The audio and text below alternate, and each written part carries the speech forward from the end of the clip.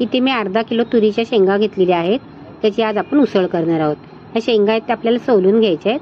त्याच्यामध्ये किडलेले पण दाणे असतात, बघून चांगले सोलून घ्यायचे. हे दाणे आणि बटाटे आहेत ना, ते स्वच्छ 2-3 वेळा धुवून घेतलेले आहेत. आपण आता झटपट अशी कुकरमध्ये याची उसळ करणार आहोत.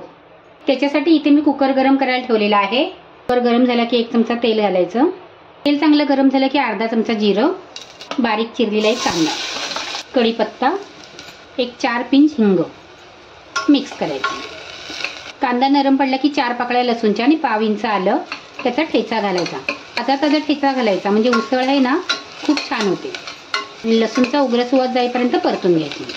त्याच्यामध्ये 1 टोमॅटो घालायचा आणि टोमॅटो नरम पडेपर्यंत याला परतून घ्यायचा. त्याच्यासाठी आपण मसाला तयार करणार आहोत. एक मोठा कांदा आहे, 1 चमचा तेलावरती खरपूस असा भाजून घ्यायचा आहे. कोथिंबीर, 1 इंच आलं, 7 ते 8 लसूणच्या पाकळ्या आणि 1 वाटी खोबरं आहे, खरपूस असं भाजून घेतलेलं आहे. त्याला आपल्याला बारीक करून घ्यायचे. त्याच्यामध्ये हे आपलं वाटलेलं वाटण जर जास्त झालं ना तर थोडं ठेवून द्यायचं. मिक्स करायचं आणि गॅस आहे ना तो बारीक करायचा. छोटा अर्धा चमचा हळद, 3 चमचे घरचा लाल मसाला. लाल मसाला तुमच्या आवडीप्रमाणे तुम्ही कमी जास्त करू शकता.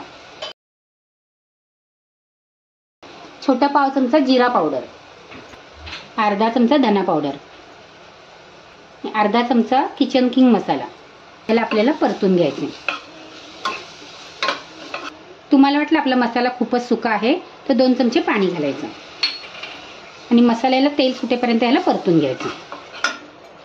तेल सुटेपर्यंत मसाला परतून घेतलेला आहे. त्याच्यामध्ये मोठ्या फोडी केलेला 1 टोमॅटो आणि कोथिंबीर देठासकट घालायची आणि मिक्स करायचं. तुरी ना थोड्याशा उग्रच असतात म्हणून याच्यामध्ये ना टोमॅटो घालायचा. त्याच्यामध्ये हे आपल्या तुरी आणि बटाटा घालायचा आणि सर्व तुरीला आणि बटाट्याला मसाला लागेपर्यंत मिक्स करून घ्यायचं. मिनिटभर अशी तुरी परतून घेतलेली आहे.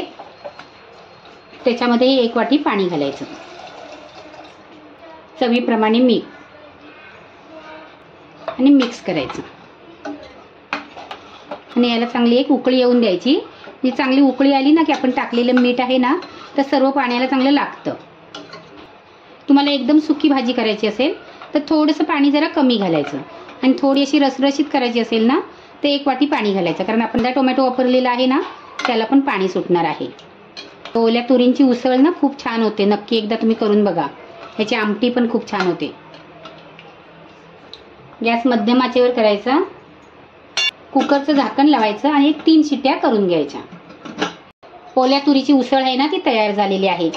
तुम्ही अशी थपथपीत केलीत ना अशी रसवाली की तुम्ही याच्याबरोबर भात पण खाऊ शकता. आजची जर तुम्हाला ही ओल्या तुरीची उसळ आवडली तर नक्की लाईक करा, कमेंट करा, तुमच्या मित्रमंडळींना शेअर करा.